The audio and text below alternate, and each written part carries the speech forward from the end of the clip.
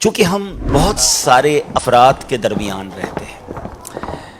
انسان زندگی جو ہے اپنی فیملی کے ساتھ بھی گزارتا ہے، پھر کچھ رابطہ پڑوسیوں کے ساتھ ہوتا ہے، رشتہ داروں کے ساتھ ہوتا ہے، اور پھر جب پریکٹیکل لائف میں آتا ہے تو پھر جہاں جاب کرتا ہے، کاروبار کرتا ہے، وہاں بھی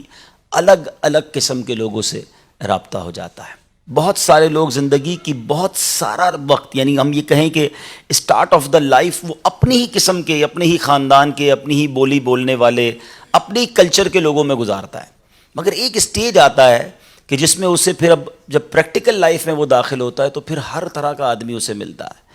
تو ہماری شریعت نے جہاں ہم پر اللہ کے حقوق لازم قرار دیے ہیں جس کو پورا کرنا ضروری ہے، وہاں حقوق العباد کی بھی بڑی اہمیت ہے۔ بندے کا تعلق صرف رب سے ساری زندگی نہیں رہتا، اس کو زندگی بہت سارے لوگوں کے ساتھ گزارنی ہوتی ہے۔ تو بڑا کلیئرلی، بڑا واضح کھول کر قرآن و حدیث کے ذریعے سب کے حقوق بیان کیے۔ والدین کے ساتھ زیادہ وقت گزرتا ہے تو والدین کے حقوق، بھائی بہنوں کے ساتھ انسان رہتا ہے تو بھائی بہنوں کے حقوق، شادی ہو جائے تو بیوی بچے ہو جاتے ہیں تو ان کے حقوق، کہیں گھر ہوتا ہے تو آس پاس پڑوسی ہوتے ہیں تو ان کے حقوق، اور اب انسان جب فلوٹ کرتا ہے لوگوں کے اندر، اب اس کی پریکٹیکل لائف شروع ہو گئی، سفر کر رہا ہے، کاروبار کر رہا ہے، جاب کر رہا ہے، تو اب زندگی بہت سارے لوگوں کے ساتھ گزرتی ہے، تو پھر عام مسلمانوں کے حقوق۔ لیکن اللہ کی شان دیکھیں، اس کی مشیت دیکھیں کہ اللہ کے حقوق یقیناً ادا کرنے ہیں، لیکن اگر کوئی شخص اللہ عز و جل کے حقوق پامال بھی کر رہا ہے، اللہ کی نافرمانی کر رہا ہے، اور کسی موقع پر گڑ گڑا کر اللہ کی بارگاہ میں سچی توبہ کر لے، تو وہ مالک کریم اس کے برسوں کے گناہ معاف فرما دیتا ہے۔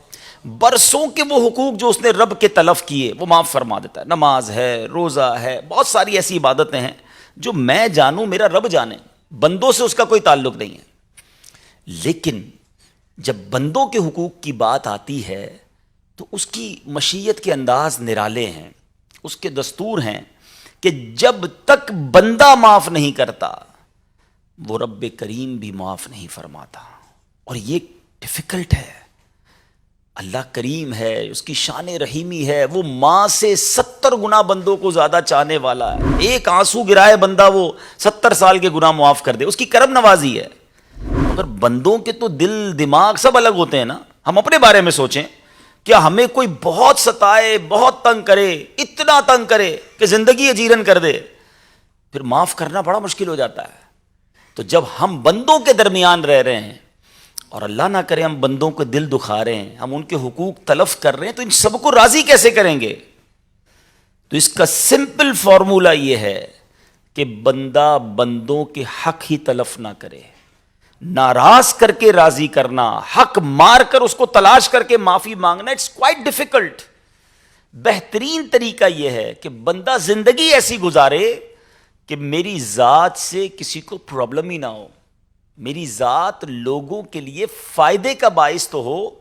تکلیف اور ٹینشن کا باعث نہ ہو۔